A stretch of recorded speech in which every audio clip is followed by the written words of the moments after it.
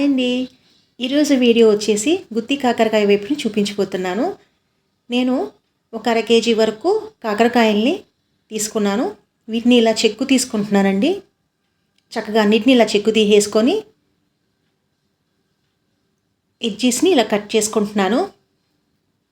ఆ తర్వాత ఇలా మధ్యకి నేను కట్ చేసుకుంటున్నానండి.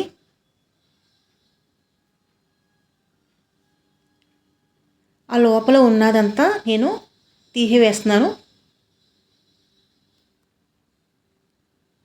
మొత్తం లోపల రిమూవ్ చేసేసుకుంటున్నానండి. ఇందులోకి స్టఫింగ్ అనేది పెట్టుకోవాలి కాబట్టి నేను మొత్తం లోపలంతా ఇట్లా రిమూవ్ చేసేస్తున్నాను. ఇలాగా చక్కగా అన్నిటినీ ఇలా కట్ చేసుకొని లోపలంతా రిమూవ్ చేసి రెడీ చేసుకుంటున్నానండి. సో లోపల అనేది ఏం ఉండకూడదనమాట, ఇలా డొల్లగా ఉండాలండి.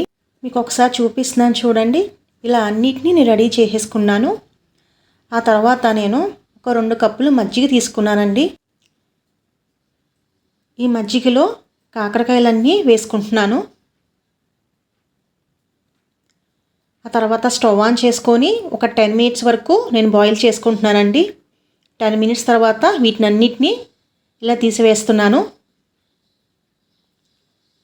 సో నేను మరలా చల్లనీటిలో వేసుకొని శుభ్రంగా కడుగుతున్నానండి. ఒక ప్లేట్లో వేసుకుంటున్నాను అన్నిటిని. ఆ తర్వాత నేను ఒక ప్యాన్లో ఒక గుప్పెడంత వేరుశనగ గుళ్ళు వేసుకున్నాను. 1 నిమిషం వరకు నేను వేయించుకుంటున్నానండి. ఆ తర్వాత 4 ఎండుమిర్చి, అలాగే 1 టీ స్పూన్ అంత ధనియాలు, 3 యాలకులు, అలాగే లవంగాయలు ఒక 4, 1 ఇంచు దాల్చిన చెక్క వేసుకొని చిన్న మంట మీదే ఫ్రై చేసుకుంటున్నానండి.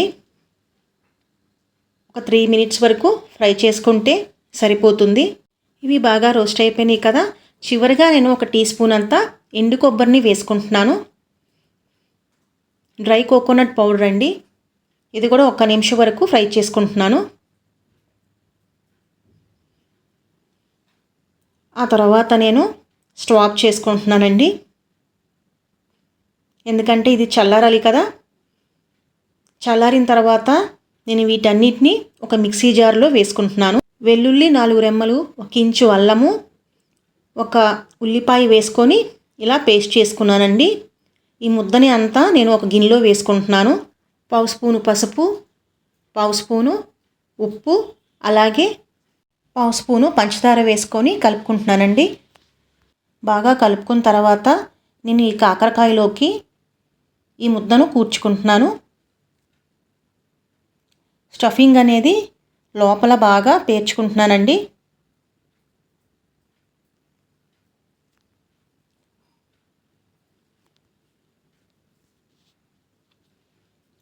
ఇలా అన్నిటినీ రెడీ చేసుకొని ఒక ప్లేట్లో వేసుకుంటున్నాను. ఆ తర్వాత ఒక కళాయిలో 4 టేబుల్ స్పూన్ల ఆయిల్ని వేసుకుంటున్నానండి. ఈ కాకరకాయలన్నిటినీ ఇందులో వేసుకుంటున్నాను. చిన్న మంట మీదే నేను ఫ్రై చేసుకుంటున్నానండి. మూత పెట్టి ఒక 7 మినిట్స్ వరకు కుక్ చేసుకుంటున్నాను. 7 మినిట్స్ తర్వాత నేను వీటన్నిటిని టర్న్ చేసేసుకుంటున్నానండి. మళ్ళీ ఒక్కసారి మూత పెట్టుకుంటున్నాను. మళ్ళీ ఒక 5 మినిట్స్ తర్వాత నేను మళ్ళీ ఒక్కసారి తిప్పుకుంటున్నానండి. సో ఈ విధంగా కుక్ చేసుకుంటున్నాను. 6 మినిట్స్ వరకు ఫ్రై చేసుకొని నేను ఒక ప్లేట్లో వేసుకుంటున్నాను. చివరిగా 1 టేబుల్ స్పూన్ అంతా నిమ్మరసము, అలాగే కొత్తిమీరని చల్లుకుంటున్నానండి. ఈ డిష్ ఎక్కువగా రసంలోకి, సాంబార్లోకి చాలా బాగుంటుంది. తప్పకుండా ఈ రెసిపీని ట్రై చేయండి.